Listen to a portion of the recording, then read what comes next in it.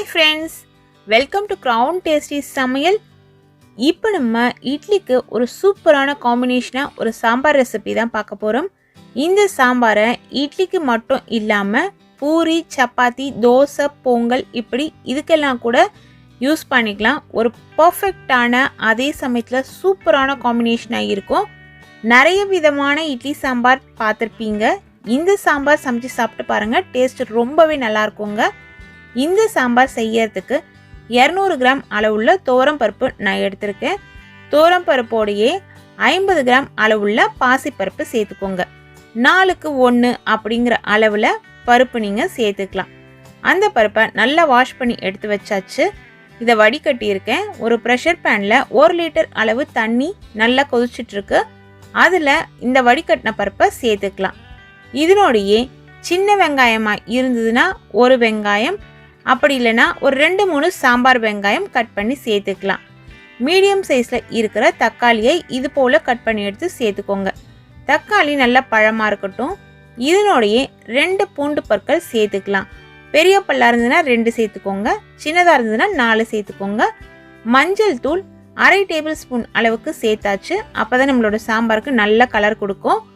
இதனோடையே பெருங்காயத்தூள் 1/4 table spoon அளவுக்கு சேர்த்துக்கலாம். கடையில் வாங்குற மஞ்சத்தூளாக இருந்ததுன்னா நான் சேர்த்த அளவில் பாதி அளவு சேர்த்துக்கோங்க. நல்லெண்ணெய் 1 டீஸ்பூன் அளவுக்கு சேர்த்துக்கலாம். இது எல்லாத்தையும் சேர்க்கும் பொழுது ஃப்ளேமை அதிகமாகவே வச்சுக்கோங்க. ஏன்னா இந்த பருப்பு வேக வைக்கிறதுக்காக தான் நம்ம தண்ணி ஊற்றி குக்கரில் எல்லாத்தையுமே சேர்த்துருக்கோம். ஹை ஃப்ளேமில் இருந்ததுன்னா இது போல் சீக்கிரமாக கொதிச்சு வந்துடும். இது போல் கொதிச்சு வந்த பிறகு நல்லா கலந்து விட்டுட்டு அதுக்கு பிறகு நம்ம மூடி போட்டு மூடலாம். எப்பொழுதுமே நம்ம சேர்க்குற பொருள் இது போல் நல்லா கொதி வந்த பிறகு ப்ரெஷர் பேனோட மூடியோ இல்லை குக்கரோட மூடியோ நீங்கள் சேர்த்து மூடிடுங்க. இந்த நாப் வழியாக ஏர் ரிலீஸ் ஆகுதா அப்படிங்கிறத செக் பண்ணிவிட்டு அதுக்கு பிறகு வெயிட் போடுங்க. இது குக்கர் யூஸ் பண்ணும்போது நம்ம ஃபாலோ பண்ண வேண்டிய ஒரு சேஃப்டி ரூல். பருப்பு நான் இன்னைக்கு 6 விசில் கொடுத்து வேக வச்சு எடுத்திருக்கேன். உங்களோட தண்ணி குக்கர் கெப்பாசிட்டிக்கு ஏற்ற மாதிரி எத்தனை விசில் தேவைப்படுமோ அதுக்கேற்ற மாதிரி நீங்கள் கொடுத்துக்கோங்க. பருப்பு இந்த அளவு குழைவாக வேகணும். சப்போஸ் தண்ணி காரணமாக பருப்பு சரியாக வேகாமல் இருக்கும். அப்படி இருக்க பட்சத்தில் நீங்கள் இன்னும் 2 விசில் கூட கூடுதலாக கொடுத்துக்கலாம். இது போல் ஒரு பீட்டர் வச்சு பருப்பை நல்லா மேஷ் பண்ணிக்கோங்க. இல்லை கல்சட்டியில் நீங்கள் மசிக்கிற மாதிரி இருந்ததுன்னா மசிச்சுக்கோங்க. ஆனால் மிக்சியில் மட்டும் போட்டு அரைக்காதீங்க. பருப்பு 1-2 மாவும் நமக்கு தெரியணும். அதே சமயத்தில் நல்ல குழைவாகவும் இருக்கணும். பார்த்தா தெரியும் பாருங்கள், இந்த கரண்டியில் பருப்பு நல்லா வெந்திருக்கு, ஆனால் 1-2 இருக்குது. இதுதான் ஒரு கரெக்டான பக்குவம்.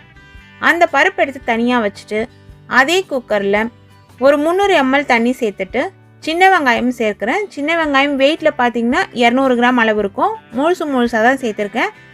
கைப்பிடி அளவுன்னு பார்த்தீங்கன்னா 3 இல்லை 4 கைப்பிடி அளவுக்கு சேர்த்துக்கலாம். நல்ல பெரிய சைஸில் இருக்க ஒரு தக்காளி, நல்ல பழமான தக்காளியை கட் பண்ணி எடுத்து இதில் சேர்த்துக்கோங்க. இப்போது இதுக்கு தேவையான அளவு உப்பு சேர்த்துக்கலாம். 3/4 டீஸ்பூன் அளவுக்கு சேர்க்குறேன். கல்லுப்பு தான் நான் சேர்த்துருக்கேன். இந்த பொருளோடையும் நம்ம கொஞ்சம் மஞ்சள் சேர்க்கணும். அதாவது 1/4 டீஸ்பூன் அளவுக்கு மஞ்சள் தூள் சேர்த்துக்கலாம். அப்போ தான் சாம்பாரோட கலர் நல்லா நமக்கு பேலன்ஸ் ஆகி கிடைக்கும். தனி மிளகாய் தூள் 1 டேபிள் ஸ்பூன் அளவுக்கு சேர்த்துக்கலாம்.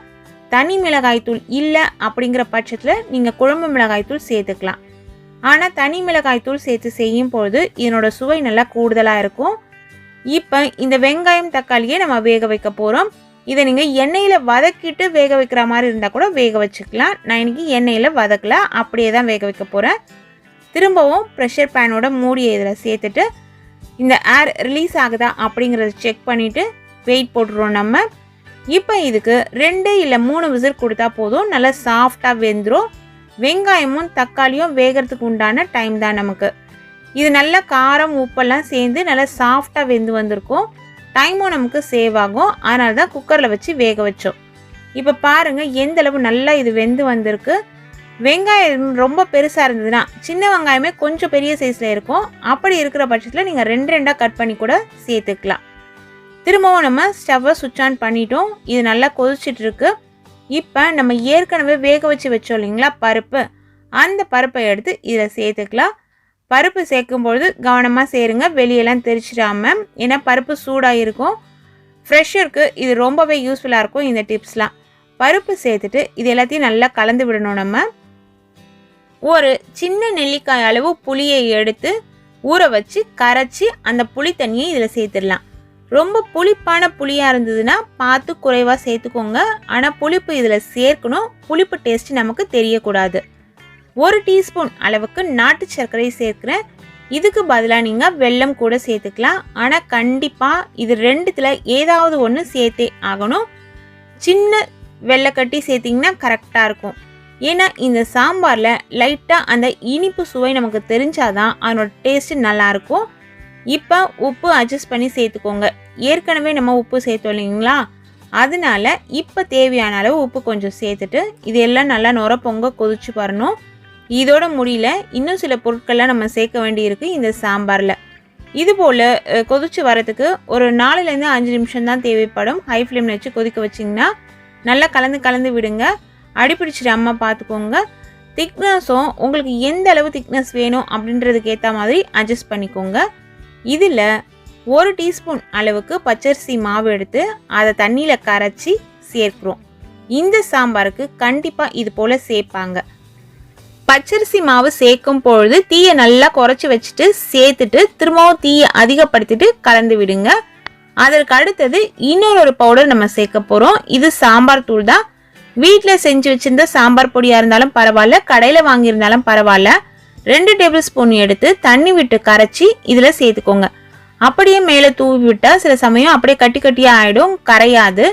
அதனால எப்பொழுதுமே தண்ணியில் கரைச்சிட்டு அந்த சாம்பார் பொடியை இது போல் சேர்த்திங்கன்னா கரெக்டாக அது நல்லா நமக்கு வெந்து வரும். அந்த ஃப்ளேவரும் நல்லா கிடைக்கும். கட்டியாக நமக்கு மேலே நீக்காது. அதனால தான் சாம்பார் பொடி தூவி ஒரு 3-4 நிமிஷத்துக்கு இது நல்லா கொதிச்சா போதும்.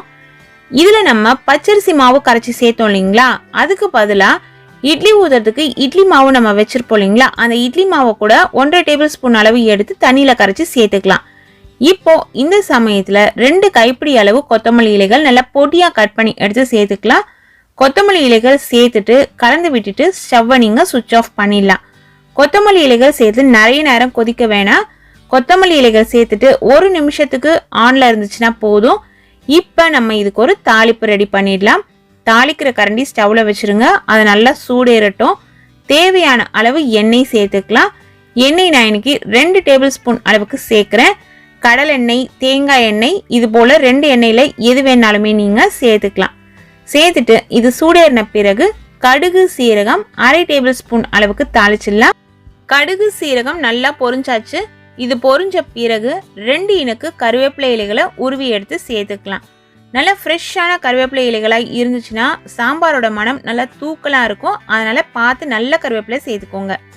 குண்டு மிளகாய் இந்த சைஸில் இருந்ததுன்னா இது போல் ஒரு 5-6 குண்டு மிளகாய் சேர்த்துக்கோங்க. கிள்ளி தாளிக்க வேணால் முழுசாகவே சேர்த்துக்கலாம். குண்டு மிளகாய் இல்லைன்னா பரவாயில்ல, நீல மிளகாய் கூட நம்ம சேர்த்துக்கலாம். மிளகாய் சேர்த்துட்டு ஸ்டவ்வை சுவிட்ச் ஆஃப் பண்ணிவிட்டு கலந்து விட்டால் அந்த சூட்லேயே இது போல் நல்லா இது பொரிஞ்சு வந்துடும். இந்த தாளிப்பை சூடாக எடுத்து சாம்பாரில் நம்ம சேர்த்துடலாம். சாம்பாரில் இந்த தாளிப்பு சேர்த்த உடனே ஒரு வாசனை வரும் பாருங்கள், அது அவ்வளோ நல்லாயிருக்கும்.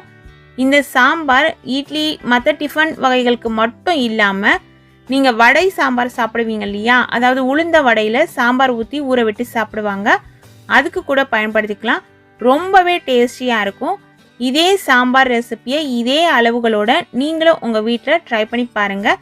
இன்னைக்கு நான் சொன்ன அளவுகளில் 5 பேர் நல்லா தாராளமாக சாப்பிட்லாம். அதற்கேற்றாற் போல அளவுகளை கூடுதலாவோ இல்லை குறைவாவோ நீங்கள் சேர்த்துக்கலாம். இது போல் விதவிதமான சுவையான ரெசிபிஸ் தெரிஞ்சுக்கணுன்னா நம்ம சேனலை தொடர்ந்து பாருங்கள். சுவையாக சமைச்சு சாப்பிட்டுட்டு ஹாப்பியாக இருங்க. Thank you friends.